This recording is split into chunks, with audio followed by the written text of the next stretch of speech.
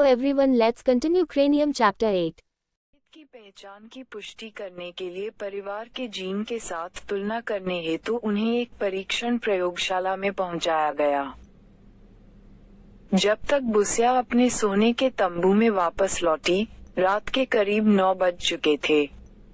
भोजन करने और विमानन विभाग के निदेशक के साथ घटना के कारण का पता लगाने में हुई प्रगति के बारे में चर्चा करने के बाद उसने मान लिया कि फिन्या ने अभी तक उन्हें मम्मी खोपड़ी के बारे में नहीं बताया है। उनके पास इस मामले पर कोई शब्द नहीं थे।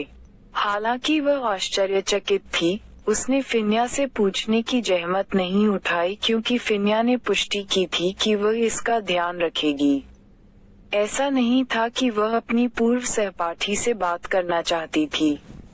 जब से वे एक दूसरे को जानते थे, ये पहली बार था जब वे एक दूसरे के गले में कुछ डाले बिना सबसे लंबी बात कर सकते थे। उम्र के कारण शायद बुआ को अब लगता होगा कि उनके बीच पहले हुई बहस और लड़ाई झगड़े सिर्फ मामूली बातें थीं। वह फिन्या से कोई संबंध नहीं रखना चाहती थी।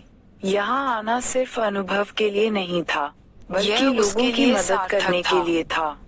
बुआ को इस बात का बिल्कुल भी अंदाजा नहीं था कि फिन्या को यहाँ कौन लेकर आया। क्या प्रोफेसर निस्सारा को पता था? शायद नहीं। अगर ऐसा होता तो वह उसे बता देती। अगर ऐसा होता तो फिन्या इस इंडस्ट्री में काफी मशहूर थी। जब डॉक्टर बुसाया अपने टेंट में लौटी तो वह खाली था। वह बिस्तर पर जाने से पहले आज की रिपोर्ट लिखना चाहती थी। उनके पास सोने के लिए मुश्किल से ही समय था और नींद उनके लिए बहुत कीमती थी। उन्हें बस यही संदेह था कि यह आनुवंशिकी से जुड़ी कोई आदत होगी या विकास की प्रक्रिया में आई कोई चीज। बुआ एक सिद्धांतकार थी, प्राइमेट्स और विभिन्न प्रकार के स्तनधारियों, विशेष रूप से मनुष्यों और वानरों के विकास में विशेषज्ञ थीं। उनकी रुचि प्रागैतिहासिक काल से लेकर आज तक के मनुष्यों के विकास पर केंद्रित थी। चाहे वह शारीरिक संरचना का स्तर हो या अनुकूली व्यवहार, आधुनिक मनुष्यों में धारणा और अधिक विस्तृत गति से जुड़े केंद्रीय तंत्रिका तंत्र का विकास वानरों से उत्पन्न हुआ। वे कैसे पृथ्वी के समानांतर और लंबवत शरीर के साथ चलते थे और कैसे उनकी रीढ़ की हड्डी की संरचना में परिवर्तन गुरुत्वाकर्षण का सामना करने के लिए बदल जाती है। कई सवालों के साथ की वर्तमान युग में लोग जीवन को बनाए रखने के लिए संरचना और व्यवहार के मामले में कैसे अनुकूल हुए। इसके अलावा बुआ स्तनधारियों, वानरों और मनुष्यों में शरीर की शारीरिक रचना को देख सकती थी। वह कई शोधों से गुजरी थी, जिससे वह जानवरों की खोपड़ी या हड्डियों जैसी विभिन्न प्रकार की शारीरिक संरचनाओं को वर्गीकृत करने में विशेषज्ञ बन गई। दुर्भाग्यवश फिन्या की तुलना में उसका ऑनसाइट कार्य बहुत कम था। बुआ के 15 मिनट सोने के बाद उसका मित्र शत्रु वापस आ गया। उन्होंने कोई बातचीत नहीं की क्योंकि बुआ को लगा कि दूसरा शायद बात नहीं करना चाहता। उसने फिन्या को कुछ देर तक इधर उधर टहलते हुए सुना और फिर बिस्तर पर गिर पड़ा। आधी रात को फिर से एक सरसराहट की आवाज ने बुआ को जगा दिया, क्योंकि उस रात कोई चोरी करने के लिए घर में घुसा था। उसने महसूस किया कि फिन्या हिल रही है, लेकिन इस बार वह वहीं रही, लेकिन इस बार वह वहीं रुकी रही। टॉर्च का इस्तेमाल मत करना, फिन्या ने गोलियों की आवाज के बीच फुसफुसाते हुए कहा। चुपचाप लेटे रहो। समझ में नहीं आ रहा था कि क्या हो रहा है। बुआ ने वैसा ही किया जैसा कहा गया था। बुआ ने फिर से क्लिक की आवाज सुनी। उन्हें यकीन था कि यह आवाज ट्रिगर खुलने से आई है। थूथन तंबू के प्रवेश द्वार की ओर उठा हुआ था, जबकि थूथन थामे हुए व्यक्ति लेटे हुए थे। बाहर से आने वाले कदमों की आवाज अभी भी बीच बीच में सुनाई दे रही थी। बुआ अब मुश्किल से सांस ले पा रही थी। बाहर हो रहे शोरगुल और गोलियों की आवाज सुनकर उसका दिल धड़कने लगा। इसके बाद अलग अलग दिशाओं से दौड़ते हुए लोगों के कदमों की आवाज भी आ रही थी। आग! बाहर से आवाज आई। वहां मत जाओ, चाहे तुम कुछ भी सुनो, बुआ के मित्र ने पीछे मुड़कर कठोर स्वर में आदेश दिया। और जब तक मैं वापस न आ जाऊं, लाइट मत जलाना। फिनिया ने भागने से पहले यही आदेश दिया। वहां लोग आग बुझाने के लिए इधर उधर चिल्ला रहे थे। बुआ चाहती थी कि वह बाहर जाकर मदद करे, लेकिन फिनिया का आदेश, शब्द उसे रोक रहे थे। अगर वह कहे अनुसार नहीं करेगी तो फिनिया उसका सिर खा जाएगी। लेकिन अगर तुम 10 मिनट में वापस नहीं आओगे, तो मैं बाहर जा रहा हूँ। इंतजार करते करते मेरी हिम्मत टूट रही है। करीब 8 मिनट बाद फिया वापस आई। उसने लाइट जलाई और बुआ उठ बैठी। क्या हुआ? वहां लोग कुछ खोजने या नष्ट करने की कोशिश कर रहे हैं। जब मैं वहां गया तो प्रशासनिक कार्यालय के तंबू में आग लगी हुई थी। फिनिया ने जवाब दिया, कार्य टेंट नष्ट हो गया था। आग लगने वाली थी लेकिन अधिकारियों ने समय रहते इसे रोक दिया। लेकिन अपराधी भागने में सफल रहे, इससे पहले कि वह अपनी पूर्व सहपाठी के सामने बिस्तर पर गिर पड़ी। मुझे लगता है कि हमें योजना बदलनी होगी। हमें जल्दी से शव के अंगों को इकट्ठा करना होगा और उन्हें काम पर ले जाना होगा। और काम पर ले जाते हैं। ये जगह सुरक्षित नहीं है।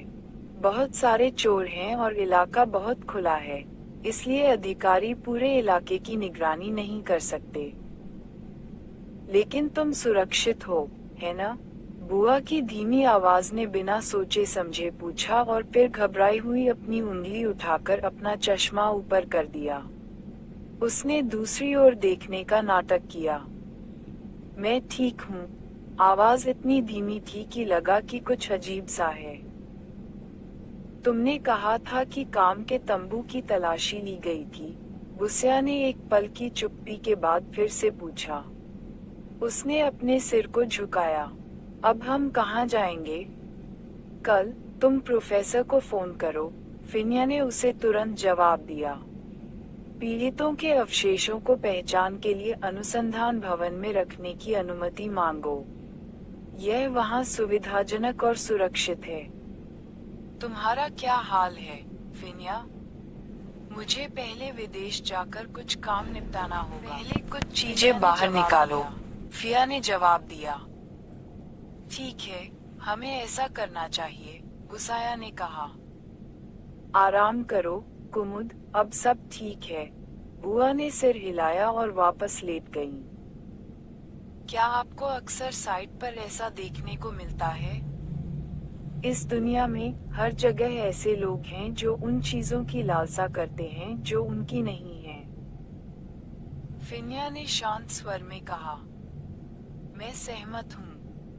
आराम करो, वाटर लिली। हम इसके बारे में कल बात करेंगे। बुआ ने स्वीकार कर लिया और फिर चुप हो गई। खुदा के लिए। उसका काम पहले से ही कठिन था और अब किसी को उसे और भी कठिन बनाना था। बुआ चीखना चाहती थी। इसका मतलब था कि उन्हें शुरुआत से ही शुरुआत करनी होगी। काम के टेंट में रखे सामान की तलाशी ली गई और उसे तितर बितर कर दिया गया, जिसमें कुछ हड्डियां भी शामिल थीं जिन्हें जिप बैग में या कपड़े में लपेटकर पहचान के लिए रखा गया था। रिपोर्ट का इंतजार कर रहे 3 शवों का एक और सेट अस्त व्यस्त था।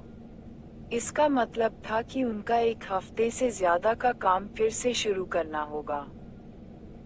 एकमात्र अच्छी बात ये थी कि सब कुछ अभी भी वही था। इस काम के बाद मैं तुम सबको नरक में भेज दूंगा। बाकी शवों को बाहर इकट्ठा करके जल्दी से वापस रिसर्च इंस्टीट्यूट ले जाना सबसे अच्छा विचार था, जैसा कि उसके मित्र ने कहा था। भगवान ही जानता था कि वे लोग अपने उस श्रमसाध्य काम की तलाश में कब आएंगे, जिस पर उन्होंने 1 सप्ताह से अधिक समय बिताया था। तुम्हें पता नहीं कि प्रत्येक शरीर की हड्डियों को अलग करना कितना मुश्किल है। इससे भी बदतर बात यह है कि हड्डियों के गलत इससे जगह भी पर बुरी लग बात जाने का यह डर है कि हड्डियों के गलत जगह पर लग जाने का डर बना रहता है। हालांकि वह चाहती थी कि वह अपने बढ़ते गुस्से को शांत करने के लिए कुछ और मिनट ले सके, लेकिन बुस्या जानती थी कि उसके पास समय नहीं है। सच तो ये था कि इस जरूरी काम ने अब उसका बहुत समय ले लिया है। इससे पहले उसने अपने सलाहकार से एक पूर्णकालिक शोधकर्ता बनने के लिए तैयार होने के लिए छुट्टी मांगी थी। इसके अलावा उसे इस पद के लिए एक शिक्षण योजना बनाने की जरूरत थी, क्योंकि उसका पिछला पद सहायक था। इन सब से बढ़कर उसके पास अभी भी एक शोध परियोजना थी जिसका नेतृत्व उसे सौंपा गया था, और उसके सामने यह नौकरी भी थी। डॉक्टरेट की छात्रा से पूर्णकालिक शोधकर्ता बनने के सफर में उन्हें कोई आराम नहीं मिला। युवा डॉक्टर ने टूल बॉक्स में दस्ताने ढूंढने से पहले एक लंबी सांस छोड़ी। उसने थकावट के साथ अपना काम शुरू किया। उसने पीड़ित की बांह की हड्डी, उल्नार, उठाई, जिसकी तलाशी ली गई थी, और उसे फर्श पर गिरा दिया। उसने उसे कपड़े पर रखा और 40 वर्षीय व्यक्ति की खोपड़ी के साथ भी ऐसा ही इसमें कोई किया, संदेह नहीं कि आज ऊतक बुस्या लगे के हुए लिए थे। एक और लंबा दिन था। बुआ ने 1 घंटे तक काम में अपना ध्यान लगाया और फिर 8 बज गए। फिर वह फिन्या के साथ तय हुई अपनी प्रोफेसर को फोन करने के लिए बाहर चली गई। पहले दिन फिन्या से मिलना उसके लिए अच्छा नहीं रहा, लेकिन अब वह खुश थी कि फिन्या यहाँ था। कम से कम उसके पास सोचने में मदद करने वाला एक दोस्त तो था, हालांकि फिन्या केवल आधी दोस्त थी। फिन्या के अनुभव के कारण वह इसे बेहतर तरीके से संभाल सकती थी। शायद यही कारण था कि प्रोफेसर ने उन्हें अपने दिनों में अक्सर साइट पर बुलाया था। इसलिए वह सीख सकती थी, क्योंकि किताब में ऐसा कोई पृष्ठ नहीं था जहां विमान के मलबे के चोरों से निपटने के बारे में बताया गया हो। दूसरा कारण संभवतः ये था कि प्रोफेसर ने उन्हें अलग करने की आवश्यकता महसूस की थी, ताकि वे ऑपरेशन कक्ष में मौत से लड़ते न रहें, जहां हड्डियां, हथौड़े और गोज जैसी चीजें लेकिन उपयोगी कुछ हथियार बात ने बन उसे सकती थीं। अनिर्णायक बना दिया। यह विचार आते ही युवा डॉक्टर ने अपनी कमर में लटकाया हुआ वॉकी टॉकी उठाया और फोन किया। 3 मिनट से भी कम समय में जिस व्यक्ति को उसने बुलाया था वह आ गया। क्या मैं आपकी कुछ मदद कर सकता हूँ, डॉक्टर बुस्या? जिस व्यक्ति से बुआ ने रेडियो पर बात की, उसने उपहासपूर्ण आवाज निकाली, जिससे बुआ को आह भरनी पड़ी और उसने नवागंतुक की ओर पीठ कर ली। तुम मुझे हर बार तुमसे बात करने का पछतावा क्यों करवाते हो? बुआ ने थके हुए स्वर में जवाब दिया। बस तुम्हारे साथ खिलवाड़ कर रहा था, फिन्या ने उसके बगल में बैठते हुए कहा। तो तुम्हारे पास कुछ है, वाटर लिली? तो मुझे कुछ ऐसा मिला है जिसके बारे में मैं अब सवाल नहीं कर सकती, बुआ ने अपनी आवाज में अनिश्चितता के साथ कहा। ऐसा लगता है कि यह ठीक नहीं है। हाल ही में विदेश से लौटी महिला डॉक्टर ने बुआ के पीछे मुड़े हुए कागज के रोल पर अपनी नजरें गड़ा दी। फिन्या ने अपने दस्ताने पहने हाथों से उस अजीब चीज को उठाया और उसे जांचने लगी। कुछ देर बाद बुआ ने देखा कि फिन्या की भौहें सिकुड़ी हुई थी, जो ये संकेत दे रहा था कि वह गहरी सोच में डूबी हुई थी। वाकई अजीब है, कल जो हमने पाया, उसे देखते हुए ये बिल्कुल भी गलत नहीं है। क्या आप इसे सरल तरीके से समझा सकते हैं? बुस्या ने पूछा। मैं समझ नहीं पा रहा हूँ। फिन्या ने बुआ पर क्रोधित होकर देखा, इससे पहले कि वह अपना ध्यान किसी वस्तु पर वापस ले जाती। ये प्राचीन शिलालेख, हायरोग्लिफ है। मैंने इसके बारे में साइट पर ही सीखा, फिन्या ने बताया। ये the book of the dead है। ओह, बुआ ने आश्चर्य से कहा। Book of the dead and mummy, समझ में आता है। इससे बुआ को वह समय याद आ गया जब उसे संग्रहालय में धर्मग्रंथों को देखने का अवसर मिला था। ऐसा कहा जाता है कि बुक ऑफ डेथ को शुरू में एक पत्थर की पटिया पर उकेरा गया था, खास तौर पर फिरौन के लिए। बाद में, जब यह व्यापक हो गया, तो इसे लचीले ताबूत में रखने के लिए एक स्क्रॉल बनाया जाता था। उनका मानना था कि शास्त्रों में निहित ज्ञान आत्मा को चेकपॉइंट से गुजरने और विभिन्न राक्षसों से लड़ने में मदद करेगा, ताकि वह सुरक्षित रूप से अंडरवर्ल्ड तक पहुंच सके। यह मृत्यु के बाद जीवन के बारे में प्राचीन मिसवासियों की मान्यता थी। यह सही है, उसकी पूर्व सहपाठी ने सहमति जताई। क्या आप इसे पढ़ सकते हैं? बिल्कुल नहीं, फिनिया ने कहा, लेकिन मुझे लेखन शैली याद है। चित्रलिपि में संदेश को व्यक्त करने के लिए छवियों और प्रतीकों का उपयोग किया जाता है, इसलिए इसे कुछ हद तक पढ़ा जा सकता है। हम इसे टेंट में समझ लेंगे। फिनिया ने कागज का रोल इकट्ठा करने के लिए एक सबूत जिपलॉक बैग मांगा। ठीक है, बुआ ने जवाब दिया। बहुत बहुत धन्यवाद, फिन। बुआ ने देखा कि फिनिया ने एक पल के लिए उसकी ओर देखा और फिर सिर हिलाया। सेवा करने में मुझे खुशी होगी, ये कहते हुए फिनिया वहां से चला गया।